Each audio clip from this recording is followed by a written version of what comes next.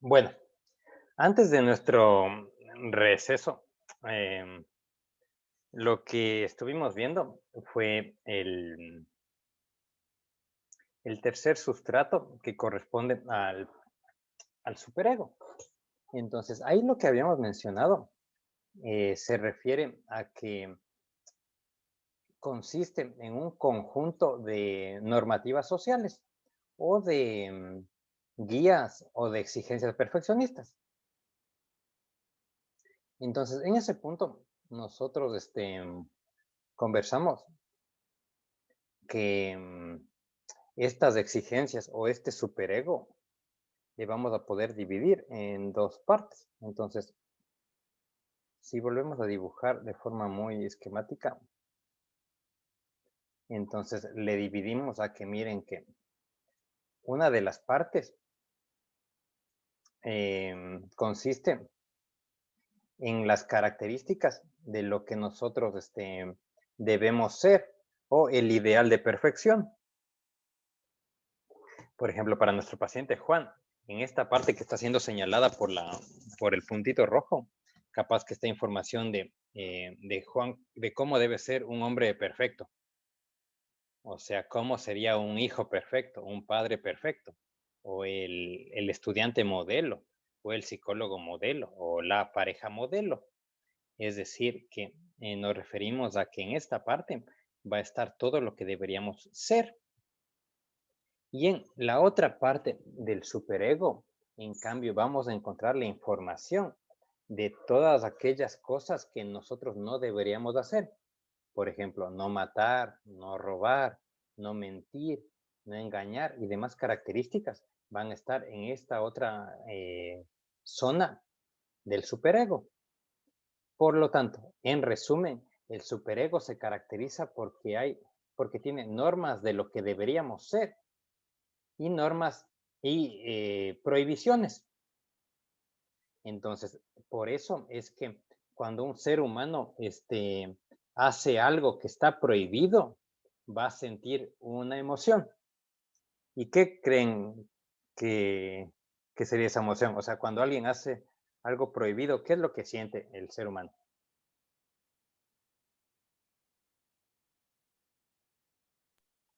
Culpa. Ya, muy bien. Entonces, por eso es que cuando el ser humano hace algo prohibido, es normal que aparezca la culpa.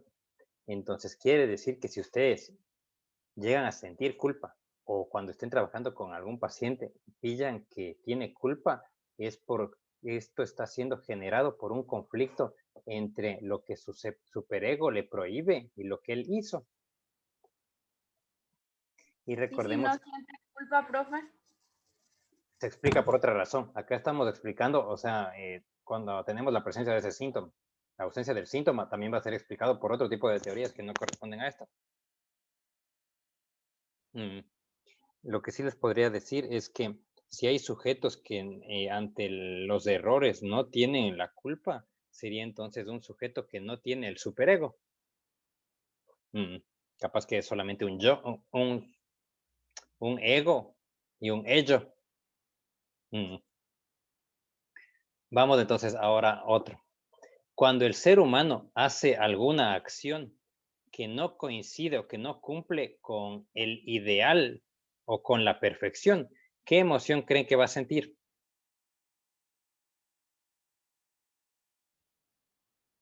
Repetí otra vez, por favor, profe. Claro. Hace un ratito dijimos que cuando el ser humano comete algo que el superego le dice que está prohibido, siente culpa. Ahora, en cambio, cuando el ser humano no alcanza a hacer lo que nos pide el superego, o sea, cuando no llegamos a ser perfectos, ¿qué, qué emoción sentimos? Insatisfacción, frustración. Frustración. No, no va por ahí. De hecho, es una emoción más potente que corresponde a la inferioridad. Entonces, por eso es que nos dice, miren que cuando un ser humano no hace lo que le pide su ideal de perfección, siente a sentirse menos. Entonces, por eso es que nos aclara, miren, dice que el superego tiene dos partes. La conciencia, que se refiere a las prohibiciones. Y cuando hacemos algo en contra de la conciencia, sentimos culpa. En cambio, ego ideal se refiere a las características de cómo deberíamos ser. Cuando no cumplimos eso, el ser humano se siente inferior. Entonces, con este análisis, nosotros podemos hacer también otra vez en la pizarra y entonces dividir a que el ser humano en general se puede caracterizar por estas dos opciones. Entonces, a la izquierda tenemos al ello. Y a la derecha, en cambio, tenemos al superego.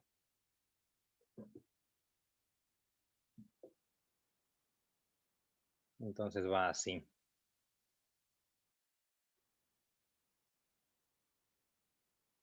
Y una tercera opción sería esto acá.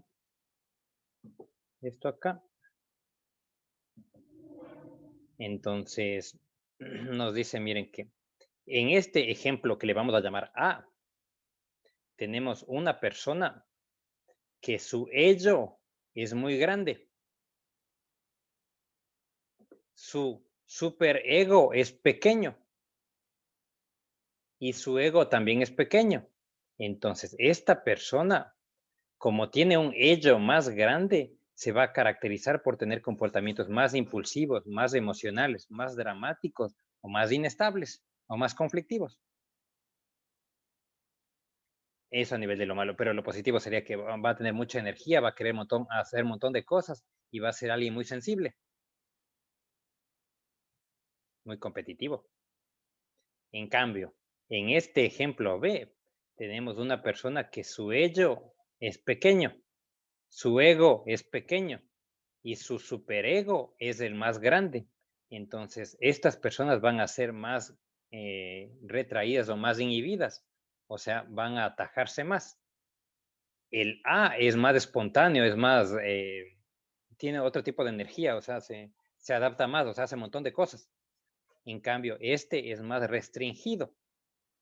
Entonces, según Freud, nos dice que los seres humanos solo nos podemos dividir en estos dos grupos. Es decir, hay gente que le hace más caso a su ello y hay gente que le hace más caso a su super yo. Entonces nos dice que solamente a través de un proceso de psicoterapia de muchos años o de saber muchos, sí, básicamente de psicoterapia de muchos años, vamos a poder desinflarles a estos dos. Y ese desinfle se da porque entonces el ello comienza a ser consciente de los conflictos que le hacen a este grande. Entonces pónganse, este paciente C llegó a tener esta figura porque comenzó a pillar que detrás de toda su conducta humana había agresividad. Entonces, este componente de aquí ya pasa a la conciencia. También este paciente C se caracteriza porque algún rato en su vida descubrió que todo en el fondo tiene una conducta sexual, una motivación sexual. Entonces, este conflicto que estaba acá ya deja de estar en esa zona y pasa a la conciencia. Entonces, este Juan se da cuenta que sí, toda conducta humana es agresiva y sexual y no pasa nada. Cero estrés. Y asimismo, entonces, este paciente C se caracteriza porque va indagando los conflictos que tiene para entonces que dejen de estar en esta zona y pasen a la zona en donde tiene un mayor dominio. Entonces, siguiendo este ejemplo didáctico de Freud, nos va a decir que este paciente C solo va a llegar a ese nivel después de un montón de años de análisis o de introspección o de un proceso terapéutico, como le quieran llamar. El punto está en que nos dice que el resto de seres humanos van a calzar en el modelo A, es decir, van a ser más impulsivos, o en el modelo B, que van a ser más cohibidos. Entonces, como es una clase de psicología, vamos a hacer algo más difícil. Entonces, por favor, en estas dos opciones, oriéntense en cuál calzarían más. Entonces, primero lleguen a eso. Y después, entonces, me agradaría que alguien nos comparta su diagnóstico, o sea, en cuál de esos dos modelos se siente más representado y explíquenos un argumento, por favor. El modelo A sería... Modelo A es ello. Modelo B es superego.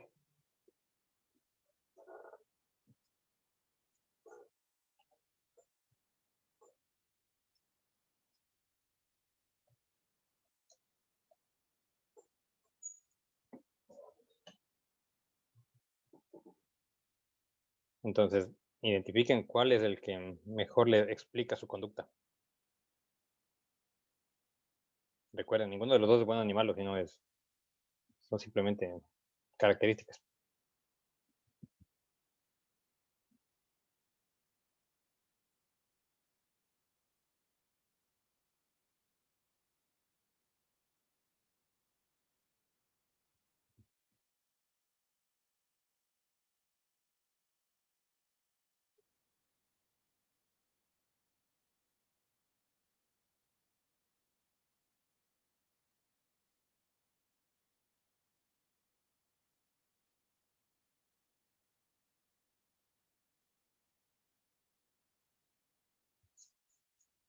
A ver, les vuelvo a preguntar porque no es difícil. Recuerden sacarse la lógica. Entonces, el modelo A se refiere a personas que hacen más caso a sus impulsos biológicos. Y el modelo B, en cambio, corresponde a gente que hace más caso a sus frenos morales o a sus frenos sociales o al qué dirán. El uno le hace más caso al animal y el otro le hace más caso al qué dirán. Entonces, ni uno es mejor que otro. Entonces, la consigna es autodiagnostíquense. Profe, Mm, podría ser fácil responder, pero nos vas a pedir que te expliquemos por qué. Yo particularmente creo que por muchas cuestiones así de trabajo y mi entorno, mm, sí el modelo B. Pero entiendo. si voy a enfocarme en cuanto a mis amistades y en cuanto a mis relaciones de pareja, más sigo el modelo A. Claro, pero en general, o sea, ¿en cuál de los dos modelos calza más? Porque recordemos, todos tenemos ello y todos tenemos super yo, pero acá estamos diciendo cuál creemos que influye más. Y bueno, de ser así, entonces el modelo B. Ya, muy bien. Entonces, ven que en diferentes circunstancias puede que se muestre más uno u otro, pero estos ejercicios sirven para que ustedes vean de forma tendencial a cuál le hacen más caso. Porque pónganse, claro que van a haber situaciones, puede ser en una fiesta en donde ahí sí la gente le haga solamente caso a su ello, o en el trabajo que le haga solamente caso a su superego. Entonces el ejercicio consiste en que vean de forma tendencial. Muy bien, ¿quién más llegó a su autodiagnóstico?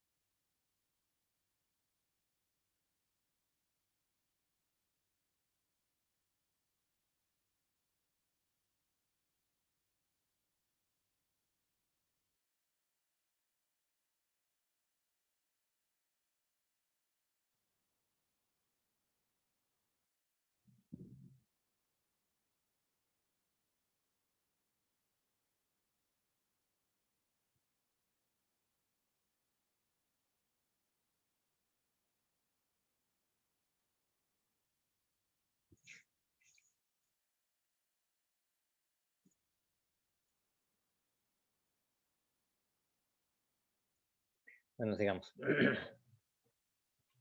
Tenemos entonces tres estratos. Hemos entendido hasta acá, pisando la pelota, que hay tres niveles, o sea, un externo, medio e interno, que sería el inconsciente, preconsciente y conciencia. De esos entonces tenemos tres capas, que es el ego, yo y super yo, o ego también conocido. Entonces también recordarles que cuando estamos hablando de la instancia del ello o de este animaloide, entonces aquí están presentes dos instintos importantes, que son el sexo y el tánatos, como hablamos la clase pasada. Entonces es importante recordarles que detrás de toda conducta humana, sí o sí, va a ser explicado a partir de estos dos elementos. Entonces, si retomamos el ejemplo de, pónganse, ¿por qué una persona elige una carrera? Más allá de los gustos conscientes, va a ser explicado por el sexo y el tánatos. Ejemplo, alguien estudia medicina a nivel consciente seguramente porque le gusta la carrera. A nivel inconsciente le estudia medicina porque puede que piense que a través de la medicina va a poder seleccionar a mejores parejas sexuales o va a tener más parejas sexuales. Y ahí entonces se muestra cómo la libido está explicando que estudia medicina. Y el tánatos está explicando, porque recordemos que a partir del conocimiento de la medicina, uno entonces puede infringir dolor a los otros, que le gusta de alguna u otra forma, a nivel consciente. Y a nivel inconsciente ven, o sea, que a través de la psicología, capaz que van a poder satisfacer su líbido, como les digo, porque al obtener un título o más conocimiento, puede que piensen que van a poder acceder a mejores parejas afectivos sexuales o a más parejas afectivos sexuales.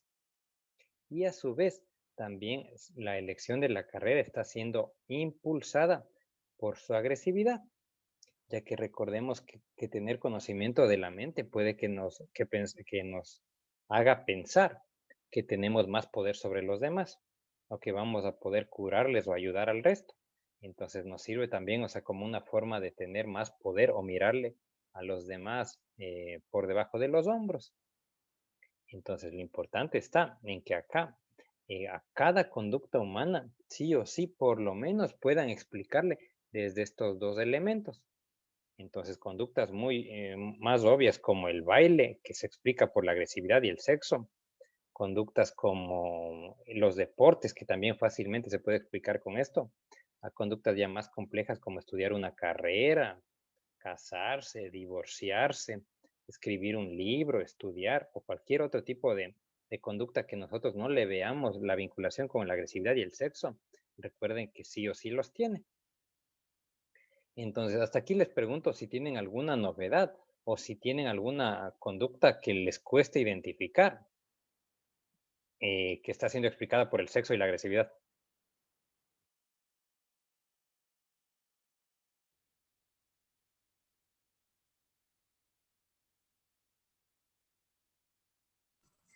Profe, y estudiar docencia, por ejemplo, en cuanto al líbido, ¿cómo se puede satisfacer ahí de forma Ya. inconsciente?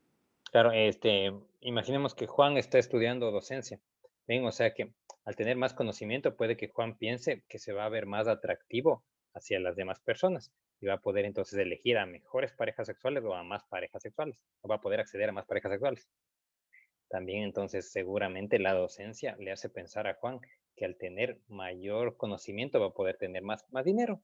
Y al tener más dinero puede que entonces que se codee con otro tipo de personas que al fin y al cabo le ayuden a tener mejores parejas afectivos sexuales o más parejas afectivos sexuales.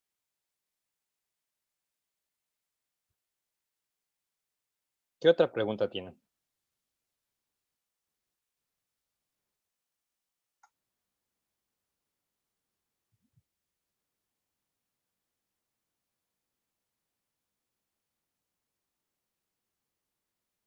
Entonces ahora si yo les pregunto, imaginen que tenemos una muchacha que estudia danza. ¿Quién me puede explicar la danza desde el tánatos? Ahora ya no quiero una explicación desde la libido, sino del tánatos. ¿Qué tiene que ver la danza con la agresividad?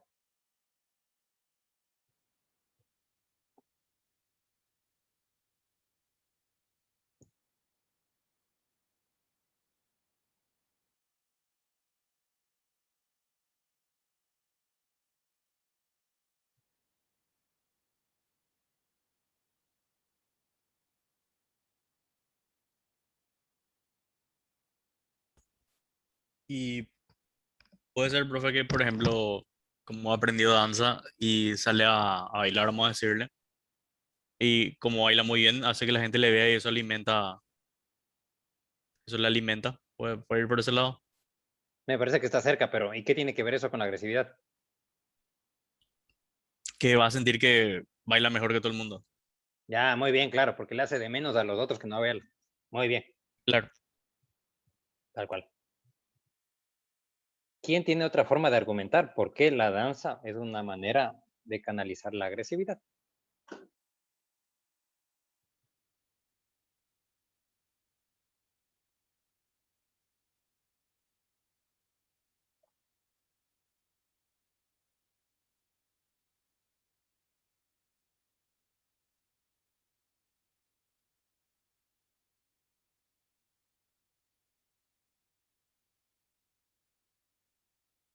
A ver, yo les oriento con esto. Ven que me imagino que para estudiar danza, ha de ser un trabajo físico duro, pues, entonces uno se lastima o se cansa. Entonces, a partir de las autolesiones o esos, sí, esas autolesiones, ven que es una forma también de canalizar la agresividad que uno tiene hacia sí mismo, como en los deportes. Ven, o sea que ahí la gente se lastima, pero es común que la gente diga, da gusto ese tipo de golpes, o como le quieran llamar. Entonces, ese da gusto es porque es una manera de canalizar nuestra agresión.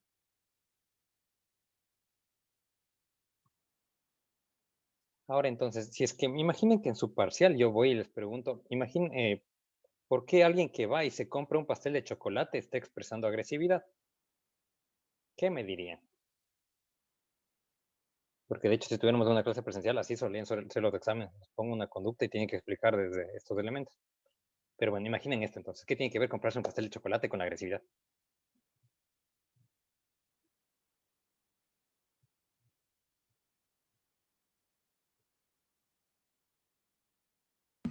Y no sé, profe, satisfacer el deseo de comer, de, no sé, de masticar, de... mm, Esos son elementos conscientes. Le estoy preguntando solo desde la agresividad.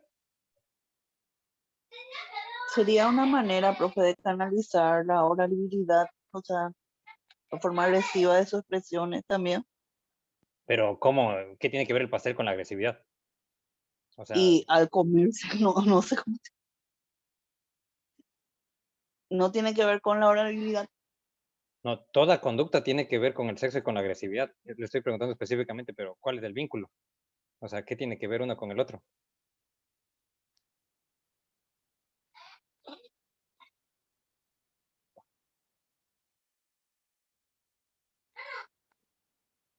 No sé.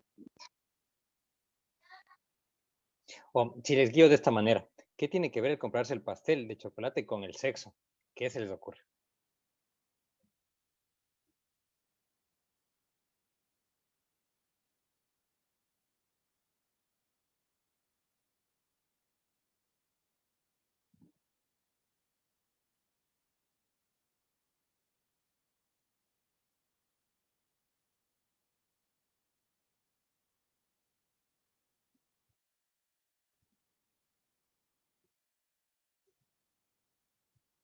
Bueno, vamos a seguir poniendo ejemplos y capaz que ahí se va clarificando más en los siguientes minutos.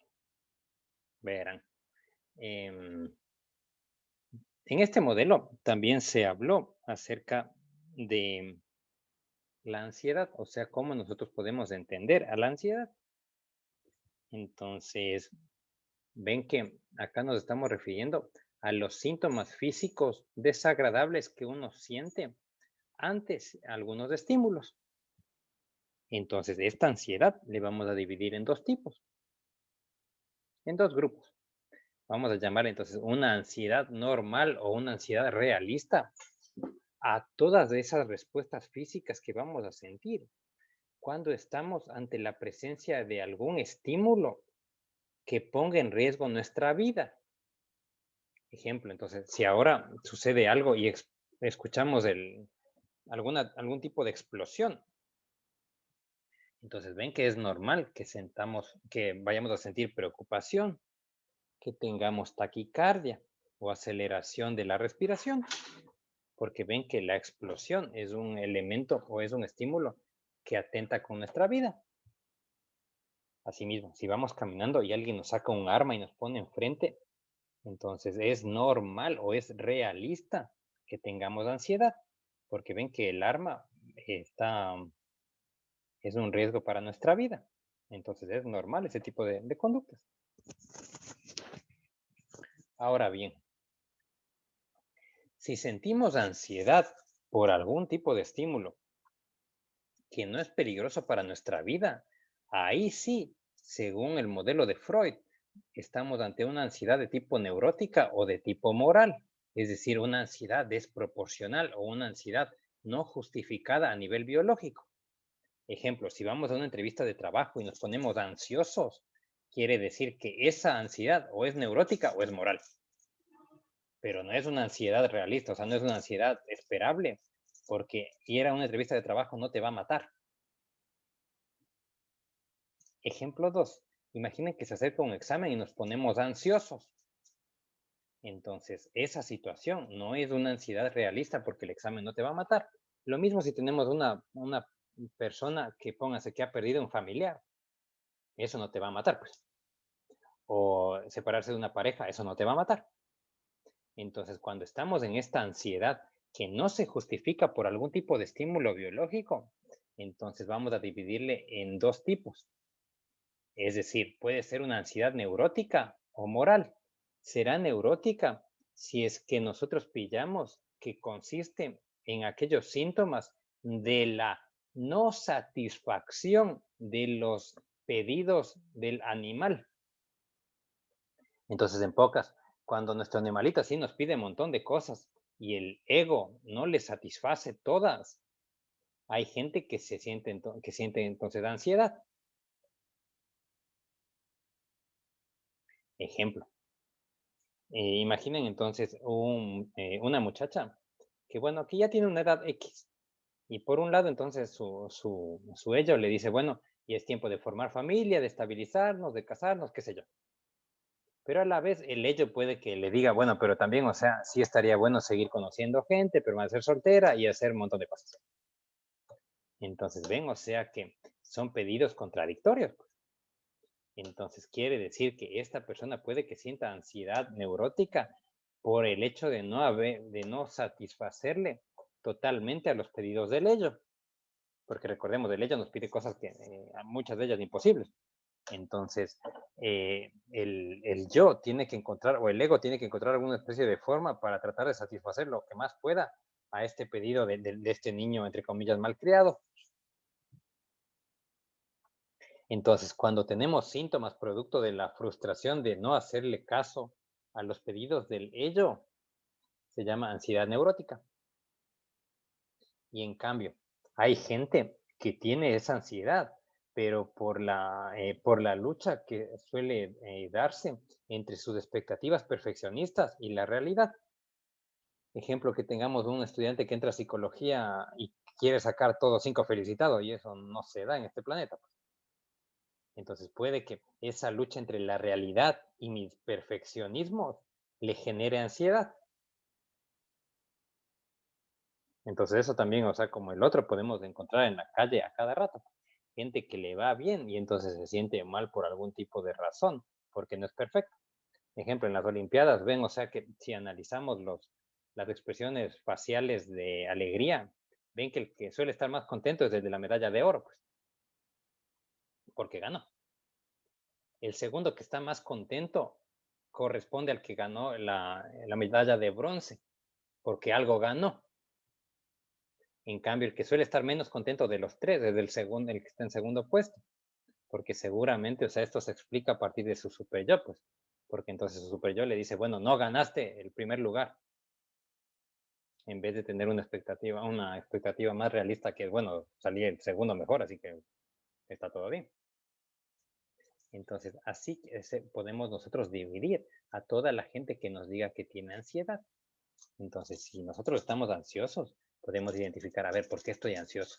Es porque no le estoy satisfaciendo a los apetitos del animal. O estoy teniendo ansiedad porque, o sea, no estoy cumpliendo con las expectativas perfeccionistas. Recuerden, no quiere decir que una persona solo vaya a sentir una u otra, porque dependiendo de las circunstancias puede que sienta una o la otra.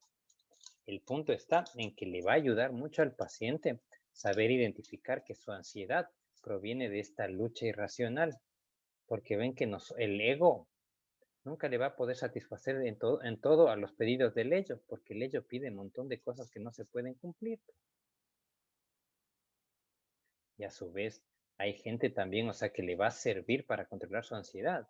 El hecho de ser consciente de que su ansiedad no es más que un reflejo de la diferencia entre sus ideales o lo que quisiera que esté pasando y su realidad. Es decir, entonces que la no satisfacción del perfeccionismo puede que también esté explicando la ansiedad. Entonces, ven que estamos en tiempos en donde la gente de por sí está ansiosa. Entonces, quiere decir que nos va a servir identificar qué tipo de ansiedad estamos presentando, a qué momento. Porque pónganse, puede que haya gente que se esté preocupando por las condiciones de, ¿cómo se llama? De la educación deteriorada que está recibiendo. Entonces uno podría pensar, eso capaz que nos parece que es ansiedad moral, porque ven que el superior nos dice, la educación universitaria se debe caracterizar por tal y tal cosa. Entonces, al no poder cumplir con eso, entonces esa lucha super ego es lo que nos está generando una ansiedad moral. O asimismo, puede que haya gente, o sea, que esté, que quiera conocer más personas o requiera cierto tipo de calor humano. Pero como estamos en cierto tipo de restricción, capaz que no le podemos hacer tanto caso a ese animaloide. Entonces, esa falta de calor humano le genera ansiedad. Obviamente el paciente no te va a decir eso, te va a decir cosas como que, extraña salir, extraña hacer tal cosa, o algún tipo de justificación consciente, que no viene al caso, sino viendo desde fondo. Entonces, estamos analizando que capaz que es esa falta de satisfacción de los instintos animaloides lo que le hace al ser humano sentirse ansioso por estar en cuarentena. Entonces, según esto nos dice, mire, que ya comenzamos a aprender cómo tratar las enfermedades a partir de que nosotros ya comenzamos a explicar o entender cuál es su origen.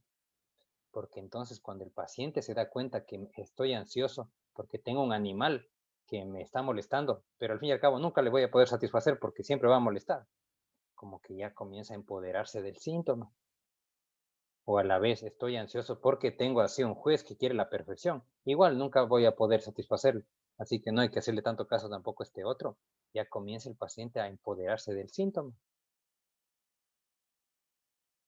Entonces, hasta aquí. ¿Qué preguntas tiene?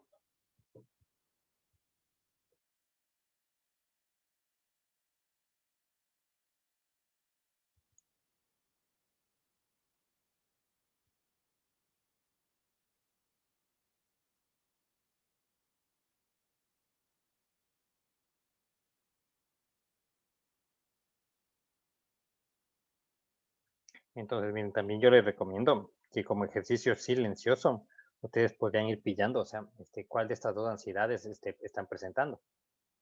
Si es más moral o si es más neurótica, pues.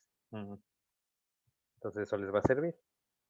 También les puedo guiar que, dependiendo cuál de estos tengan más grande, el ello o el super yo, suele ser común que haya una correlación.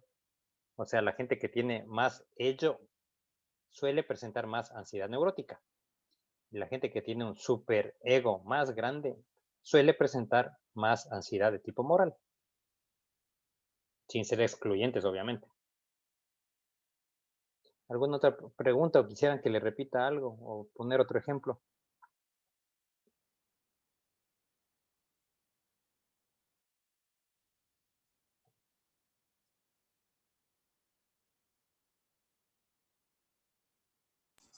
Profe, ¿puedes ejemplificar una más de neurótica?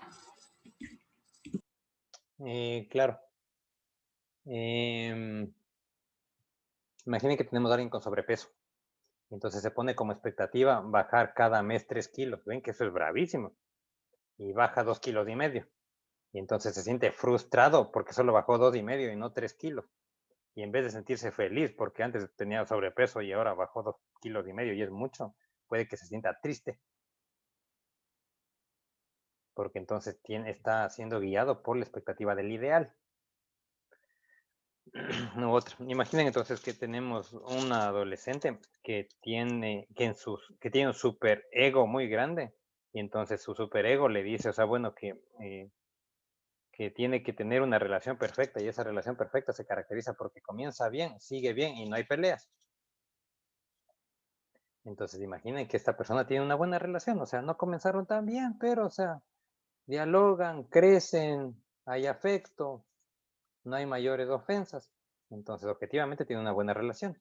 Pero esta persona puede que se sienta ansiosa porque su ideal era otro. Su ideal era que comience todo de una forma y que continúe de una forma y que O sea, que no se, el hecho de no cumplir sus expectativas irracionales le genera ansiedad. Tercero, si tenemos un estudiante, imaginen, o sea, que va a rendir un examen y le va bien, pero por suerte sacó puntaje total. Entonces puede que se sienta con ansiedad moral porque se dio cuenta, o sea, que no estudió como hubiera querido. Entonces, en vez de alegrarse por la calificación, se siente ansioso porque no fue perfecto.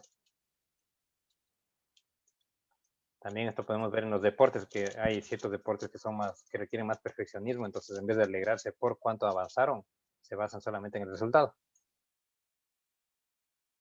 Otra pregunta. O sea que siempre está acompañado por esas expectativas irracionales, entonces, profe, cuando es neurótica. Cuando es moral. Ah, ya, cuando es moral. El moral es expectativas perfeccionistas. En cambio, el otro son apetitos irracionales. Ok. Otra pregunta.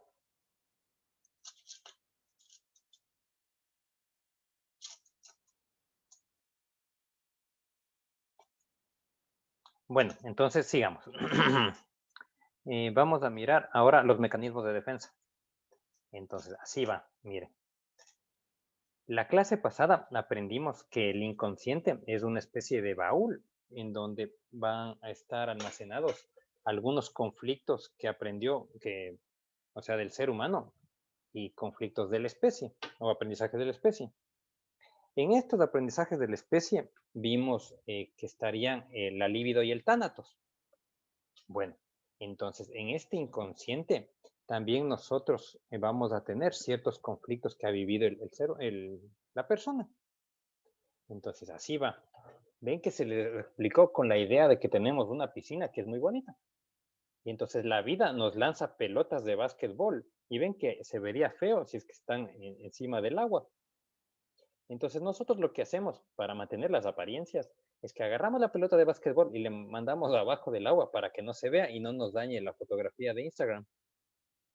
Entonces, lo que pasa es que para no cansarnos tanto, cada tanto le hacemos unos huequitos a las pelotas para que salgan ciertas burbujas y por lo tanto haya menos presión abajo y se siga viendo bonita la fotografía. Aunque si pillan, ahora ya se comienza a ver ciertas burbujitas que van haciendo menos perfecto la fotografía de esa red.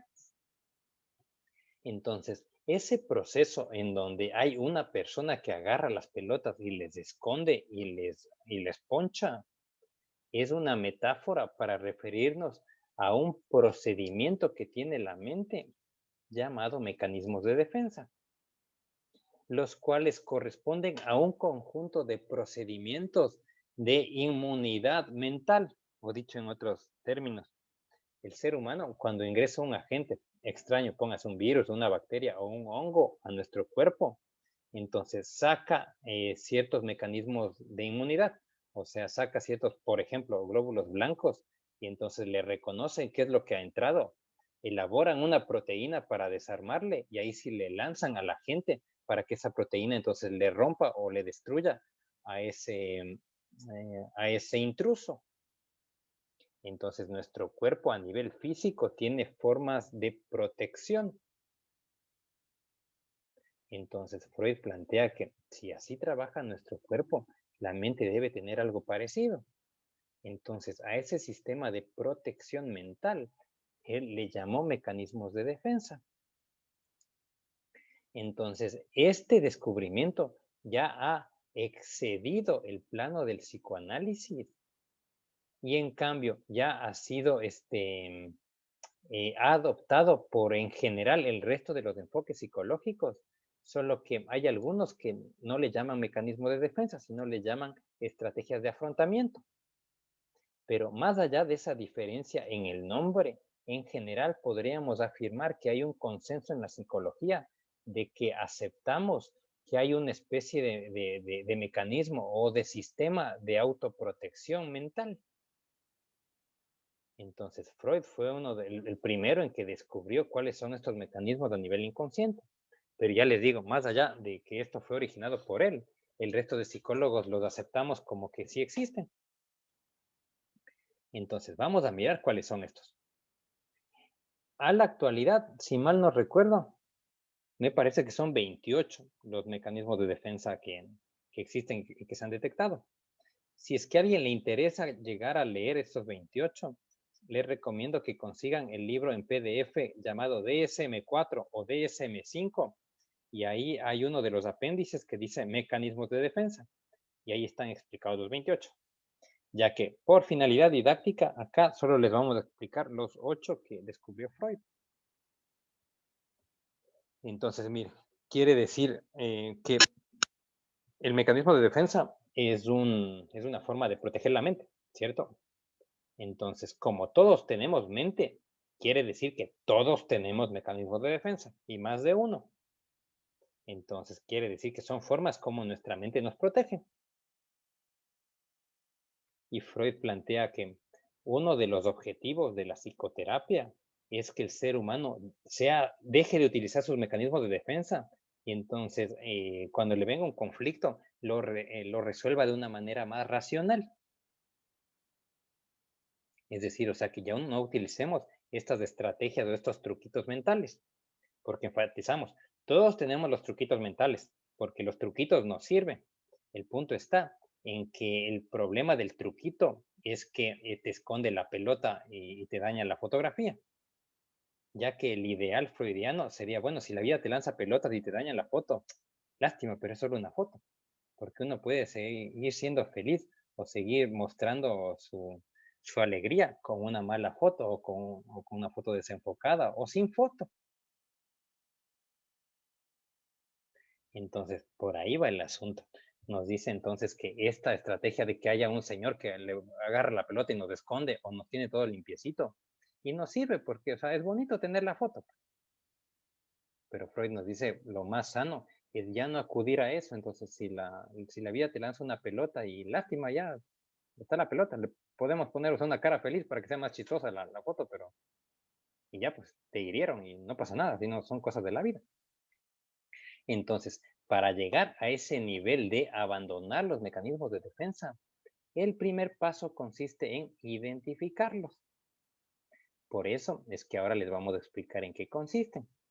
Con la aclaración de que si ustedes sienten que no entendieron uno o que les está incomodando al escuchar ciertas cosas, o si su cuerpo reacciona de una manera física, o sea, como que comienzan a desesperarse, o tienen algún aumento de la frecuencia cardíaca o de su respiración, o comienzan a sudar, es un indicador que seguramente se está explicando ese mecanismo de defensa que ustedes tienen.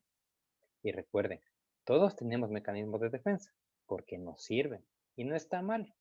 Pero el primer paso para abandonarles consiste en identificar cuáles tenemos.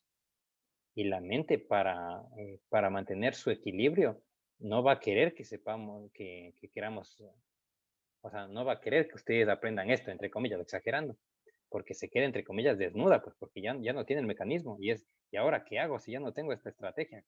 ¿A dónde corro? Entonces, por eso es que puede que les cueste entender algunos más en comparación con otros. Entonces, vayan identificando a medida que se explica cuáles son los mecanismos que ustedes tienen. Antes de seguir, ¿tienen alguna pregunta?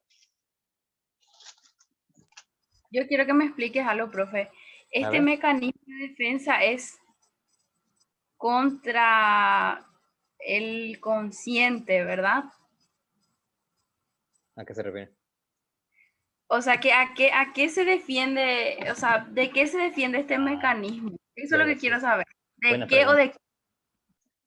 El mecanismo de defensa se defiende voy a exagerar, de la locura. O sea, que este mecanismo nos sirve para que nosotros no confrontemos de forma muy violenta los conflictos, porque si lo haríamos, nos volveríamos locos, o sea, nos chocaría tanto que entraríamos en separación de la mente, o sea, podríamos despersonalizarnos y, entre comillas, tener personalidades múltiples o caer en esquizofrenia y demás cosas. En pocas palabras, son mecanismos para que la mente no se traume tanto. Entonces recordemos que la mente tiene 3 instancias, el consciente, preconsciente y el inconsciente. Entonces este es un mecanismo para que los 3 no se separen, o sea, para que el ser humano no se vuelva loco. O sea que el mecanismo de defensa en sí actúa con los 3 niveles Sí, sí, sí, para proteger a los 3 niveles. Ah, ok. claro, sí, Gracias. sí, porque los tres forman parte del mismo paciente. Otra pregunta.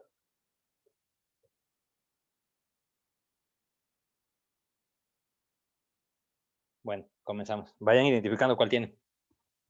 El primero es la represión, o sea que em, este procedimiento consiste en que cuando vivimos algo que nos traumatiza o que nos es muy fuerte, la mente lo que hace es, como dicen en mi país, hacerse el desentendido. Entonces, decir, no, no, eso nunca pasó. Entonces, la mente dice que cuando vivimos algún efecto, alguna situación que nos chocó, lo que hace ese rato se pone a pensar, híjole, esto es muy grave para que Juan entonces lo maneje. Entonces, lo que voy a hacer es esto. Voy a almacenarle en el inconsciente porque sé que Juan nunca va a ese almacén. Entonces, le voy a poner ahí y le voy a guardar a tal punto que esté tan escondido que Juan, cuando le pregunten sobre ese incidente, no se va a acordar qué pasó. Entonces, a eso se refiere la represión. O sea que lo vivido le guardamos en el almacén inconsciente a tal punto que la conciencia lo niega. O sea, en serio, el Juan cree que no vivió tal cosa. Y solamente póngase con procesos como la hipnosis, la libre asociación de ideas, o el análisis de los sueños, o el análisis de los errores o actos fallidos. Ahí nosotros podemos descubrir que hay cosas que Juan niega o que no se da cuenta que sí vivió. Entonces nos dice que a más de esa estrategia de ocultamiento llamado represión, hay conflictos que tienen doble mecanismo de defensa. Entonces, por eso es que nos dice, miren, un ejemplo es la formación reactiva, porque esta es la forma de protección mental, sea consciente o inconsciente, que se caracteriza porque para evitar que el paciente detecte el conflicto, disfraza la emoción con la emoción opuesta. Es decir, así va, nos dice que, imaginen que Juan le movió mucho cuando se enteró que iba a ser papá. Entonces eso le chocó tanto, le produjo tanto enojo, que capaz que Juan no recuerda esa emoción, porque está reprimida. Y además de eso nos dice, puede que el conflicto requiera un doble disfraz, que va a ser formación reactiva. Si es que entonces Juan, ante su hija Sandra, va a sentir en cambio lo opuesto a lo que siente a nivel interno. Ven que él se enojó y se frustró por haber sido papá. Entonces quiere decir, o sea, que Juan seguramente se va a comportar como o sea, va a demostrar de una forma excesiva el amor. Por ejemplo, como les dije hace un ratito, sobreprotegiéndole a su hija. O por ejemplo, tatuándose el nombre de su hija. Entonces ven que es un mecanismo de defensa, porque primero, o sea, Juan no es consciente de que le odia. Y segundo, es un conflicto tan grande para Juan, a tal punto que no solo está reprimido, sino que se disfraza haciéndole creer a Juan o haciendo que Juan se comporte de una manera opuesta, es decir, o sea, mostrando que le súper ama a su hija. Y recordemos entonces que alguien podría pensar, y entonces, ¿cómo distinguimos entre el amor y la formación reactiva? Entonces recuerden que la explicación se basa en la intensidad según la cultura. Entonces pensemos en qué consiste ser buen papá o tener una relación cercana entre papá e hija acá en su cultura. Entonces puede que lo esperable es, o sea, que compartan tiempo, que hablen, que cada tanto tengan roces, pero que en general se lleven bien. En cambio, el ejemplo que estamos poniendo de nuestro paciente Juan es que él está súper pegado a su hija, que le consiente en todo, que le da todo y que nunca pelean. Entonces ven que este ejemplo ya muestra un amor exagerado, pues. porque ven que son normales las peleas. Es normal cada tanto que haya un roce entre los seres humanos. Y de hecho es sano que la gente que no hay que consentirle tanto a los hijos. Entonces, esa muestra de que Juan se muestra como super papá, no estamos diciendo que él no le ame a su hija. Lo que estamos diciendo es que su conducta está explicada por el amor y también está inflada por la formación reactiva. Entonces, quiere decir que gran parte de las pasiones que siente el ser humano suele estar explicado por eso. Entonces, miren, lo mismo sería si nosotros en cambio vemos a una persona que demasiado no le gusta a alguien o que demasiado le odia a alguna persona. Entonces, dense cuenta que eso suele explicarse porque en el fondo esa persona odiada muestra algo que no le gusta a nuestro paciente Juan. Entonces, Juan le odia porque en el fondo él cree que se parece a esa persona odiada. Lo mismo si vemos, pónganse a nivel de los celos u otro tipo de conductas en donde la gente se siente amenazada por otro. Entonces ven que también puede explicarse porque en el fondo puede que esa persona se parezca mucho a ti y por eso te asusta o por eso te sientes amenazado o amenazada.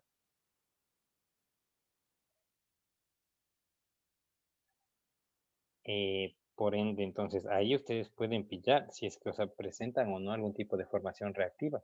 O sea, alguien les ha dicho, o sea, que ya son demasiado unidos a tal persona o que demasiado se nota que quieren algo o que le quieren a alguien o que le odian a alguien. Entonces, si la respuesta es sí, seguramente quiere decir, o sea, que en el fondo algo tienen con esa persona. Y ven que si es formación reactiva, quiere decir que es opuesto. Y no pasa nada. Entonces, pónganse, o sea, porque es algo normal. Es normal, pónganse que, imaginen que entre hermanos que son súper unidos, y entonces decirle, vean, en el fondo ustedes se odian. No pasa nada, porque es normal. O así mismo, miren, una madre que esté muy enamorada de su hijo o de su hija, podremos pensar que es formación reactiva. Y no pasa nada, no está mal. Porque es una forma como la mente se protege de seguramente los cambios que le generó la maternidad. Acá lo que estamos diciendo es que el primer paso para crecer es darse cuenta que es un mecanismo de defensa. Hasta aquí, ¿qué preguntas hay?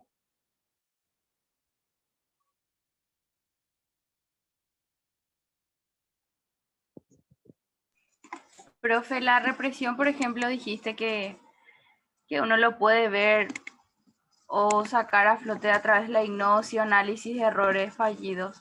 Y esta formación reactiva, ¿cómo? A través de las conductas así muy excesivas, o sea, de la exageración. Así mismo, Mabel, el indicador es la intensidad. Entonces, la intensidad según la cultura. Quiero volver al ejemplo del tatuaje porque eso me parece que le suele ser bastante práctico. Porque ven, o sea, que en nuestra cultura, bueno, o en su cultura, no es normal que la gente se haga arte corporal.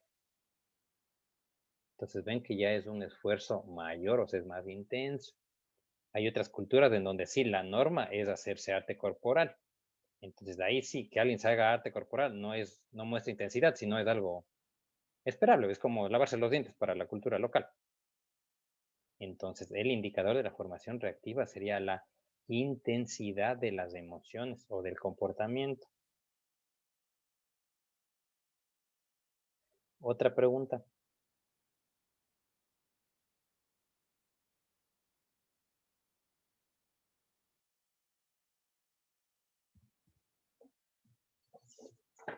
Vamos al siguiente. Entonces nos dice el desplazamiento. Este es algo muy parecido a la formación reactiva, solo que, o sea, se parecen en que ambos expresan el contenido opuesto, o sea, la emoción opuesta. La diferencia radica en que en la formación reactiva se dirige a la misma persona que generó el conflicto. Por ejemplo, madre, hijo. Entonces le superama porque siente frustración hacia el hijo. En cambio, en el desplazamiento, el sentimiento opuesto se generaliza al grupo al cual pertenece el que generó el trauma. Entonces, igual, paciente, hijo. Entonces, la paciente, o sea, siente algún tipo de frustración muy grande por haberse embarazado. Ya, es normal, no pasa nada, así es el ser humano. Pero entonces va a ser desplazamiento si esta persona va a mostrar un amor excesivo, ya no solo para el hijo, sino para el grupo al cual pertenece el hijo, que podrían ser los niños, o que podrían ser los escolares, o que podrían ser los varones. Entonces está presentando, o sea, un amor muy grande, una ternura muy grande hacia los niños o hacia los varones. Entonces uno se pone a pensar, si es algo, como ya les digo, si es que es intenso, o sea, si es que se caracteriza porque tiene una intensidad o características ya que se nota que son forzadas, uno se pone a pensar, ¿esto o es formación reactiva o es desplazamiento? Entonces, si solo tiene un amor exagerado hacia el hijo, es formación reactiva. Si es en cambio hacia los varones, y me huele que es desplazamiento. Entonces, algo tiene con los varones, capaz que su hijo. Igual, al revés. Imaginen que tenemos un muchacho, entonces que le tiene mucha mala onda, o tiene, ¿cómo se dice el término? Misoginia, me parece. O sea que le tiene mucha mala onda a las mujeres. Y ya entonces esta, entre comillas, mala onda ya no se explica por la cultura, sino ya se nota, como dicen acá, que se va todo. Entonces uno se pone a pensar, esto es intensidad. Entonces esto puede ser o formación reactiva o desplazamiento. Cuando le comenzamos a indagar si es que esa mala onda es solo hacia su pareja actual o hacia algún familiar, y si vemos que no es así, sino que en general les tiene mala onda a las mujeres, entonces uno se pone a pensar, esto debe ser desplazamiento. Entonces vamos indagando cuáles han sido las figuras femeninas que han influido en su forma de ser. Y ahí entonces capaz que descubrimos que esa mala onda es porque en el fondo tiene en cambio un amor muy grande reprimido, capaz que a su mamá, a quien conscientemente puede que no se lleven bien, pero es un amor muy reprimido que está ahí y por eso le genera conflicto. Entonces quiere decir, miren, que muchas de las conductas de discriminación, sea por orientación sexual, por color de piel, por los cromosomas que lleve, o sea hombre o sea mujer, o por nacionalidad, se van a explicar por el desplazamiento. Ya que miren, puede que alguien discrimine a los extranjeros que vienen del oeste, porque capaz que en el fondo, esta persona hubiera querido nacer en ese país del oeste. Y no pasa nada, o sea, somos seres humanos. O al revés, puede que haya gente, o sea, que sea muy discriminadora con la gente que tenga un tono de piel más oscuro. Y puede que sea porque en el fondo, no es que no le caen bien, no es que les odie, sino que capaz que ellos, o sea, tienen alguna característica que, que se asemeja a nuestro paciente y por eso les tiene mala onda. O porque hubiera querido ser como ellos de alguna u otra manera.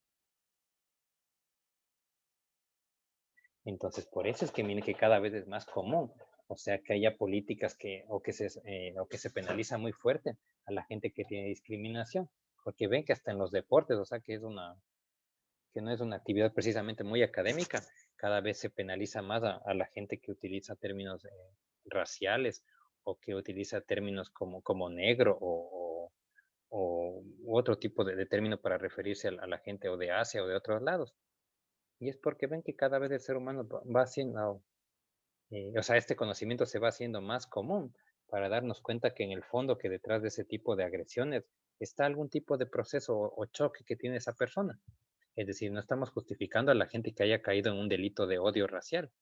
Lo que acá estamos diciendo es que esas conductas de discriminación se explican muchas veces por alguna situación que vivió. Entonces, hasta aquí, ¿qué preguntas hay?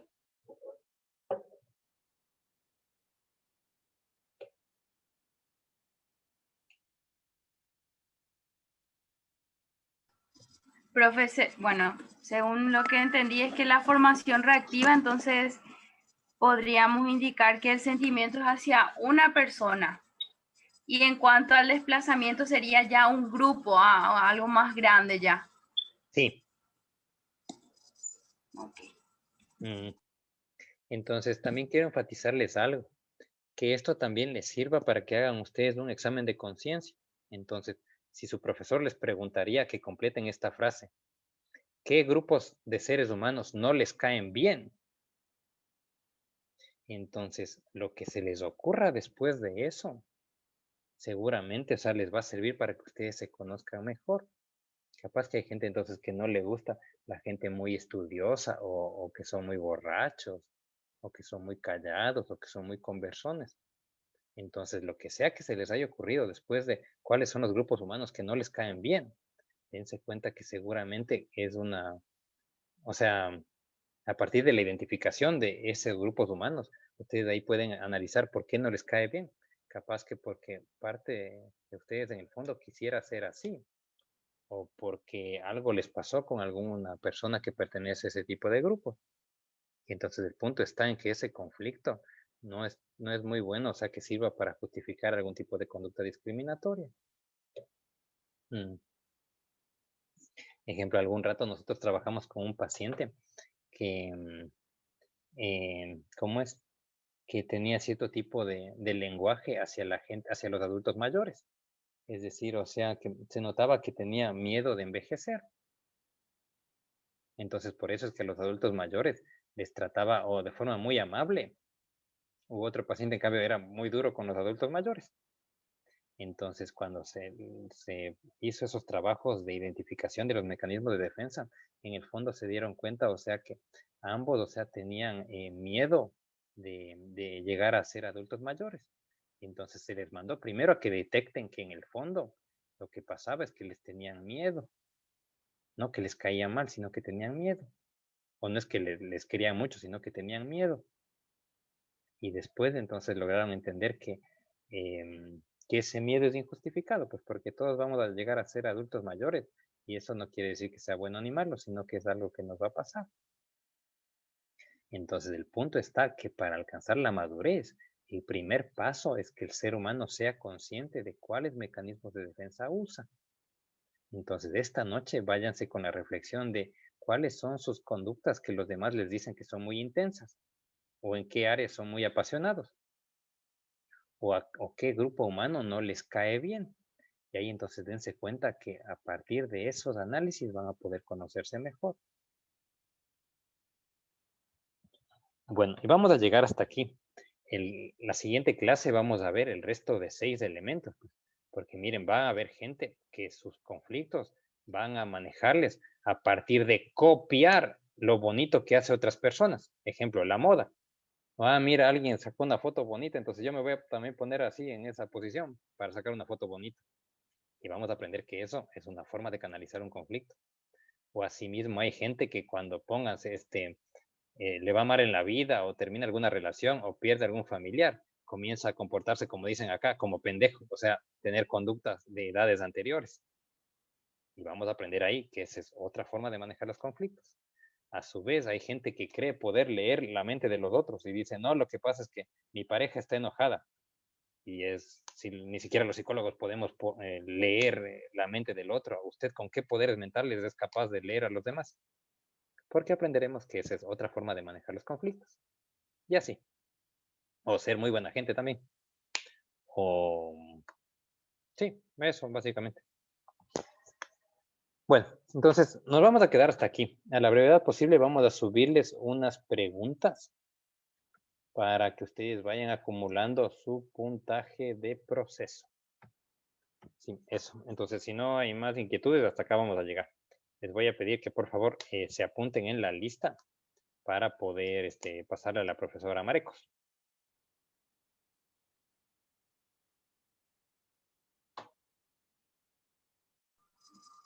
Gracias, profe. Bueno, Gracias, espero que estén bien. profe. Buenas noches. Igualmente. Gracias, Chao. profe. Buenas noches. Buenas noches, profe. Chao, chao.